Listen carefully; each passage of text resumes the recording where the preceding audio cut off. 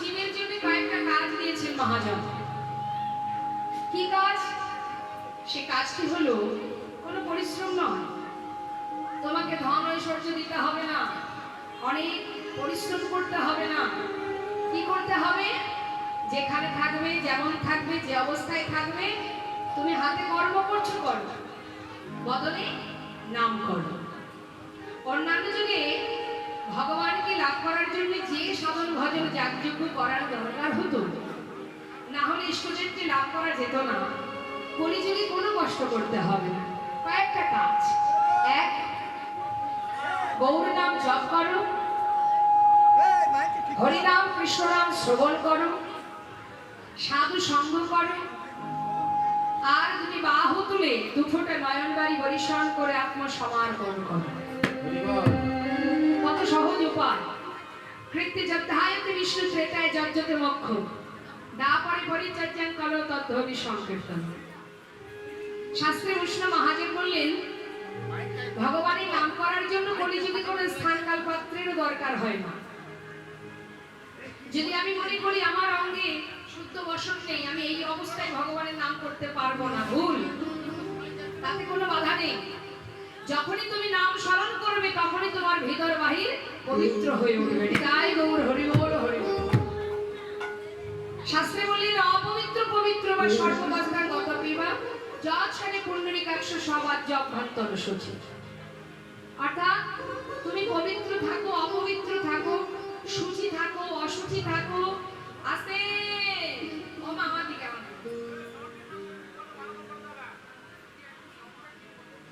সাউন্ডটা দাদা ভাই পিছন দিকে একটু যান, ওখানে বসে থাকলে হবে না, বাইরের দিকে একটু ঘুরে দেখুন কার কোনো অসুবিধা হচ্ছে কিনা শুনতে। হ্যাঁ বুঝতে পারছি, ওখানে বসলে হবে না, যান একটু এদিক ওদিকে দেখুন, বাইরের দিকে যান, গিয়ে দেখুন কি কি সমস্যা হচ্ছে, সবাই পরিষ্কার শুনতে পাচ্ছে কিনা, এটা তো আপনার কাজ। তা কি বলছে মা? তুমি শুচি থাকো, অশুচি থাকো, পবিত্র থাকো, অপবিত্র থাকো, তাতে কোনো অসুবিধা নেই। তুমি যখনই যেখানে থাকো, তুমি শুধুমাত্র কলিজীবের শ্রেষ্ঠ ধন যে মহামন্ত্র, এটা তুমি অহরহ বদলে জপ করো। নামের একটা মহিমা আছে, যেভাবে তুমি জপ করো না কেন, বদলে যদি তুমি নাম করতে থাকো, এমন একটা দিন আসবে যে সময় তুমি যদি কখনো ভুলে যাও, তোমার জিহ্বা কখনো ভুলবে না। তার একটা সাধারণ প্রমাণ বুঝাই মা, একটা দৃষ্টান্ত দিই। একজন ব্যক্তি, সে ছোটবেলা থেকে, ছোটবেলা বলা ভুল হবে, একটা বয়সকালে সে ব্যবসা করত। কি ব্যবসা? গ্রামে গ্রামে শাখা বিক্রি করতেন। শাখা বিক্রি করতেন কি করে? মাথায় করে নিয়ে ওই পাড়ায় পাড়ায় যেতেন, অলিতে গলিতে গ্রামে গ্রামে এ মাঠে ও মাঠে ছুটে বেড়াতেন। ওই শাখা আছে, শাখা নেবে গো, এই কথাটা তার বদলে ছিল। এখন বাবা, এটা আমাদের অভ্যাস, দেখুন অভ্যাসটা কত, তার কি মহিমা। ওই যে শাখা নেবে গো, শাখা নেবে গো করতে করতে তার 20 বছর 30 বছর পার হয়ে গেছে। এখন বৃদ্ধ বাবা সেই ব্যবসা কিন্তু ভোলেনি, সে আজও বৃদ্ধ হয়েছে, কিন্তু সেই শাখা নিয়ে পাড়ায় পাড়ায় ঘুরছে। আর তার মুখে একটাই কথা, শাখা আছে, শাখা নেবে গো। বলতে বলতে যখন গ্রাম ছেড়ে মাঠের মধ্যে ঢুকেছে, সেখানে গিয়েও কিন্তু তার বদলে সে তার মুখে বলে যাচ্ছে।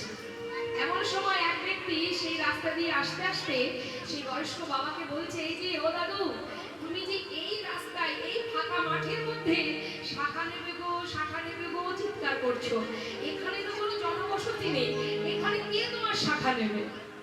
এখানে বলার কি দরকার, তুমি গ্রামের মধ্যে যাও। তখন সেই ব্যক্তি বললেন, সেই বৃদ্ধ বাবা বলে উঠলেন, তবে শোনো বাবা, বহু বছর ধরে এই শাখা বিক্রি করি আমি। বিক্রি করতে করতে আমার বলতে বলতে এমন অভ্যাস হয়ে গেছে, আমি পথে চলেছি, সেই কথাই বলতে বলতে আমার লক্ষ্য নেই এটা ফাঁকা মাঠ নাকি এটা কোনো গ্রাম নাকি জনবহুল স্থান। কারণ আমি তো বলছি না, আমার জিহ্বা বলে যাচ্ছে, সে কোনো জায়গা কোনো স্থানকাল দেখছে না। তাই মা, অভ্যাসের এমনই গুণ, আপনি যেটা সদা সর্বদাই ভাববেন, যেটা যেটা চিন্তা করবেন, প্রতিনিয়ত যেটা আপনি করবেন, দেখবেন আপনি ভুলে গেলেও আপনার বদনের জিহ্বা সে ভুলবে না। অহরহ সেই নাম আপনি করবেন, যে চিন্তা করবেন সেটাই হবে। আপনি যদি দুশ্চিন্তা করেন তাহলে সেই চিন্তা আপনাকে চেপে ধরবে। আপনি যদি ভগবান চিন্তা করেন অহরহ তারই চিন্তা আপনার হবে। তাই সঠিক পথে আমাদের যেতে হবে। কারণ এই জন্যই বলা, সঠিক পথে কেন যেতে হবে? আমরা যা কিছু করছি সবই ভুল বাবা, সবই ভুল করছি আমরা। শাস্ত্রে বললেন মানুষ আকার হইলে কি হয়, করহ ভূতেরও কাম। আমরা যা কিছু করছি সংসার জীবনে, এই সংসারের কর্মের মধ্যে দিয়ে মনটাকে এমন করে ডুবিয়ে দিয়েছি আমরা, আমাদের আসল কোনটি আর নকল কোনটি সেই জ্ঞানটুকু শূন্য হয়ে গেছে। কি আমার আর আমি কার, কোনটি নিত্য কোনটি অনিত্য, কোনটি সার কোনটি অসার, সেই হেদাহেদ জ্ঞান আমাদের আর নেই। আমরা সদা সর্বদাই মোহ মায়ার মধ্যে ডুবে আছি। ভাবছি ওটা আমার, এটা আমার, সেটা আমার। কিছুই তোমার নয়, কিছুই তোমার নয়। তোমার যদি এখনই এই দেহ থেকে প্রাণ পাখি চলে যায় তাহলে তোমার বলতে আর এই জগতে কিছুই থাকবে না। তবে তুমি যে সম্পদের মালিক হয়ে আজ বসে আছো, তুমি চলে যাওয়া মাত্রই সেই আসন কিন্তু খালি থাকবে না বাবা। পরবর্তী ব্যক্তি সেই আসনে গিয়ে বসবে। তাহলে তোমার নিজের বলতে কি আছে? নিজের বলতে তোমার সম্পদ একটাই, সেটি হলো এই যে কলিযুগের শ্রেষ্ঠ ধন, কলিহত জীবের মূল্যবান ধন, ভগবান কৃষ্ণের আমার নদিয়ার চাঁদ গৌর হরির দেওয়া মধুমাখা হরি নাম, কৃষ্ণ নাম। নাম ছাড়া আর কিছু নাই আমাদের। নাম ছাড়া উদ্ধারের পথ নেই। নাম ছাড়া আমাদের সঠিক আলোর পথ কেউ দেখাতে পারে না। এই মোহ মায়ার মধ্যে ডুবে থেকে আমরা যদি আমাদের নিজের কর্মটুকু ভুলে না যাই, তবেই কিন্তু মাগো আমাদেরকে কেউ ধরে রাখতে পারবে না। নিজের কর্ম ভুলে গেলে হবে। যেটা করছি সংসারে এটা আমার কর্ম নয়, এটা আমার কর্ম নয়, কিন্তু এটা দায়িত্ব কর্তব্য পালন করা হচ্ছে। বিচিত্র নাট্য মঞ্চে সবাই অভিনয় করছি। কখনো কারোর পুত্র ছিলাম, কখনো কারোর স্বামী হলাম, কখনো কারোর বাবা হলাম, চলছে অভিনয়, কি তাই তো বাবা? কিন্তু অভিনয় শেষ হয়ে যাবে। আপন গন্তব্যস্থলে ফেরার আগে আমাদের সেই রাস্তাটা যদি আমরা ভুলে যাই, যাবো কেমন করে? তাই আমাদের সঠিক রাস্তার সন্ধান কে দেবে? এই কলিযুগে একমাত্র সৎ গুরুচরণ আশ্রয় করো, হরিনাম শ্রবণ করো, কৃষ্ণ নাম সার করো, সাধু সঙ্গ করো, ভক্তের চরণ ধুলি অঙ্গে মাখো। এটা তোমার কাজ, তোমার আত্মার কাজ। তাই আজ দেখুন কত সুন্দর বলছেন মহাজন, এই যে কার হাতে কতটুকু সময় আছে কেউ জানে না, কখন কাকে চলে যেতে হবে আমরা জানি না।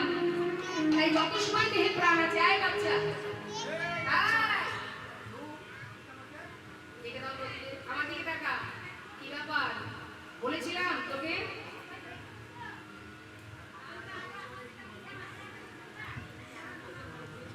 তাই দেখুন আজ বৈষ্ণব মহাজন বললেন, এই কলিযুগে তোমরা যে কর্মই করো না কেন, বৃন্দাবনের রাধা রানী তিনিও সংসারের মধ্যে কর্ম করতেন, সংসারে রন্ধন করতেন, কর্ম করতেন বাবা, সবই করতেন।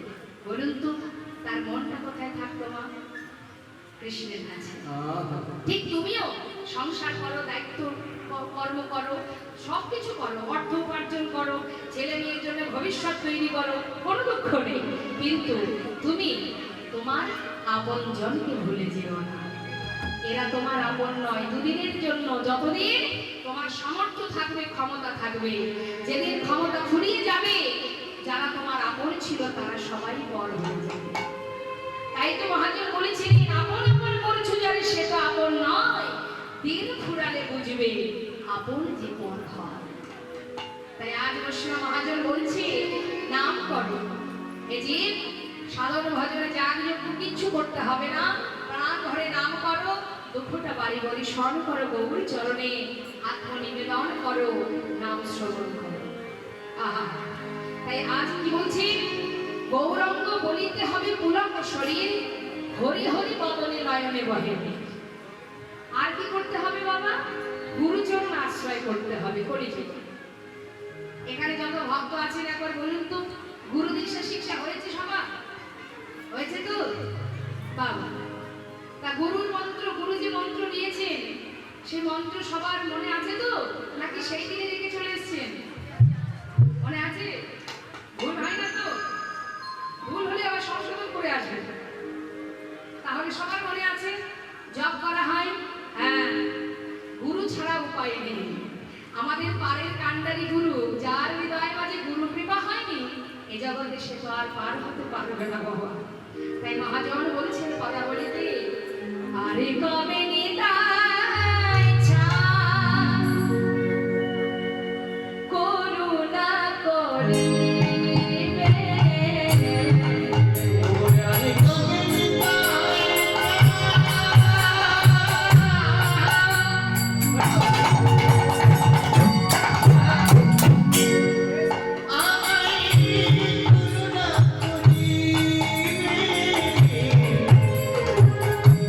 আরে কবে নিতাই চাঁদ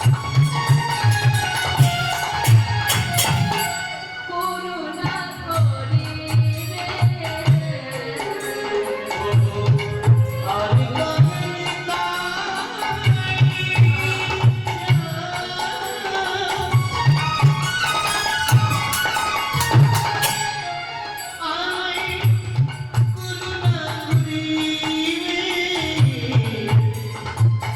সংসার বাসনায় আমার কবে তুচ্ছ হবে। সংসার বাসনায় আমার কবে তুচ্ছ হবে। বিষয় ছাড়িয়া কবে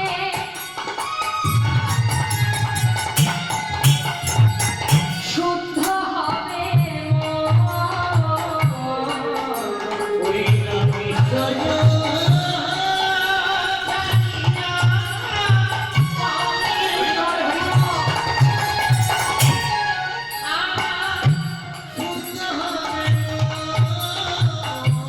কবে হবে মধুর বৃন্দাবন।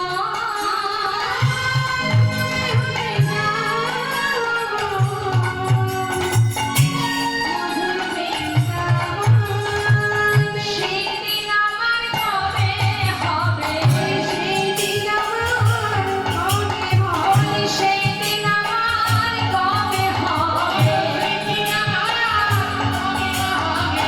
বিষয় ছেড়ে বৃন্দাবনে যাব, সেদিন আমার কবে বা হবে। বিষয় ছেড়ে বৃন্দাবনে যাব, সেদিন আমার কবে হবে। কবে হবে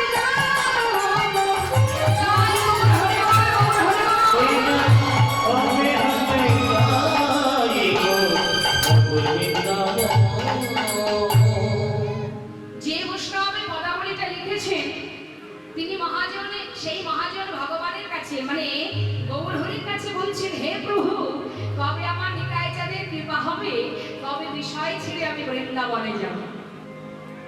এটা কার বলা? একজন শুদ্ধ বৈষ্ণব ভক্তের মনের বাসনা। হরি বল। এ কথা কি আমরা বলতে পারি?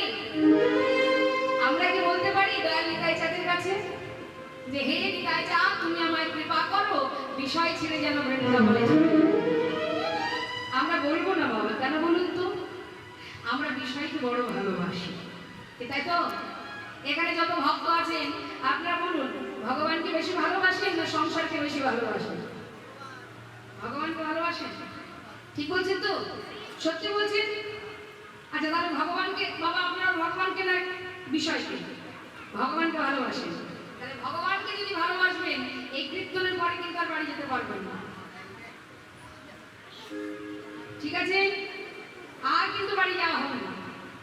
যাবেন না তো? মনে মনে ভাবছেন কীর্তন আগে শেষ হোক তারপর দিচ্ছি। যারা সংসারকে ভালোবাসে না, যারা ভগবানকে ভালোবাসে, তারা কিন্তু আমার সংসার ছেড়ে চলে গেছে বৃন্দাবন। আর যারা সংসারকে ভালোবাসে তারা যতই বলুক ভগবানকে ভালোবাসি, কতক্ষণে বিছানায় গিয়ে এসিটা চালিয়ে ঘুমা বসেছে। হ্যাঁ, তাহলে আমরা সবাই বিষয় ভালোবাসি, ইহজগতে সুখে থাকবো, ভালো থাকবো, শান্তিতে থাকবো, এটাই আমাদের কামনা, কিন্তু এটা তো আমাদের কর্ম নয়। শাস্ত্রে বললেন কৃষ্ণ ভজিবার করে সংসারে আইনো। অনেকে দেখবেন বলে এই কীর্তন শুনতে যাবি, চল কীর্তন শুনে আসি। বলি না রে বাবা, কীর্তন শুনে রাত জেগে যদি বাড়ি এসে ঘুমাই সকালে ঘুম ভাঙবে না, আমার কাজে যেতে হবে, সংসার করেছি ভাই, কীর্তন শুনতে গেলে হবে আমাদের ধরে হোক। দেখুন অনেকে বলে সংসার বসিয়েছি, সংসার পেতেছি, এখন আর ওই কীর্তন শুনে রাত জাগলে হবে, সকালে উঠে কাজে যেতে হবে, বলে না? আচ্ছা একবার বলুন তো বাবা, সত্যি কি আপনি সংসার করেছেন? সংসার কি আপনি করেছেন? আপনার বাবা করেছে? আপনার ঠাকুর দাদা করেছে? কেউ করেনি সংসার। সংসার আগে থেকেই ছিল। আপনি যখন ঢুকেছেন, আপনি যখন এখানে এলেন, মাতৃভূমি মানে মাতৃগর্ভ থেকে ভূমিষ্ঠ হলেন, তখন আপনি কোথায় এসেছিলেন? একটা সংসারে এসেছিলেন, তাই না? শাস্ত্রে বলেন কৃষ্ণ ভজিবার করে সংসারে আইলেন। তাহলে আপনি এসেছেন কোথায়? সংসারে। তার আগে থেকে ছিল, আপনি আসার আগে ছিল সংসারটা, সেখানে আপনি এসেছেন, তাই তো? আবার আপনি যখন চলে যাবেন, সংসার চলে যাবে, সংসার থেকে যাবে বাবা। আবার আপনার পিতাও যখন এসেছিল, তারও আগে সংসার ছিল। তাহলে সংসার আমরা কেউ করিনি। সংসার এসেছিলাম কৃষ্ণ ভজন করব বলে, এসেছিলাম কৃষ্ণ নাম করব বলে। এসে কি হলো? মায়া জন্মানোর সাথে সাথে আদর, স্নেহ, ভালোবাসা, মায়া, মমতা আমাদেরকে আষ্টে পৃষ্ঠে গ্রাস করে নিল। আর যেই গ্রাস করে নিল, যে পাঠালো তাকেই ভুলে গেলাম। যেখান থেকে পাঠালো সেই ঠিকানাটাই ভুলে গেলাম। কোথায় বাড়ি আমাদের আমরা জানি না। কি জানেন? মায়ের বাড়ি কোথায়? আপনার বাড়ি কোথায়?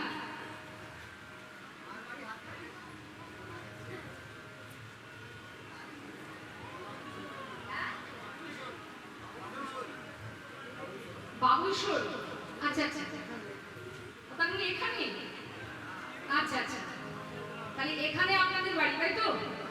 এর আগে আপনারা কোথায় এসেছিলেন জানেন? মানে এখানে আসার আগে কোথায় ছিলেন জানেন না? আচ্ছা, যখন মারা যাবেন তারপরে কি বাবুসুরেই থাকবেন? থাকবেন না? থাকবেন না? কোথায় যাবেন জানেন? কোথায় যেতে হবে জানা নেই না? মা কি করে জানবো? এই মায়ার মধ্যে আমার করতে করতেই তো আসল জায়গাটাই আমরা ভুলে গেছি। তার মানে কি আমরা কোথা থেকে এসেছি জানি না, যাবো কোথায় তাও জানি না। মাত্র 100 বছর করোনাই বলি হতো জীবের, তাও সে কদিন মানুষ বাঁচে না, তার আগেই চলে যায়। চলে তো সবাইকে যেতে হবে, কিন্তু যাবো কোথায় সেটা জানতে হবে। আর জানার জন্যই এই মহতি হরিবাস, এই ভাগবত কথা, এই কীর্তন আস্বাদন করতে হবে। না হলে জানা যাবে না যে আমি কি, আমার পরিচয় কি, আমার ঠিকানা কি, কিছুই জানতে পারবো না। তাহলে এই জগতে যা সবই হলো কান্তব কান্তা কাস্তে পুত্র সংসারায় অতীব বিচিত্র নলিনী জলগত তরলান্ত অদ্ভুত অতিশয় চপল। মানে পদ্ম পাতার উপরে জল যেমন টলমল টলমল করে, আমাদের এই দেহের মধ্যে প্রাণরূপ জলের বিন্দু টলমল করছে।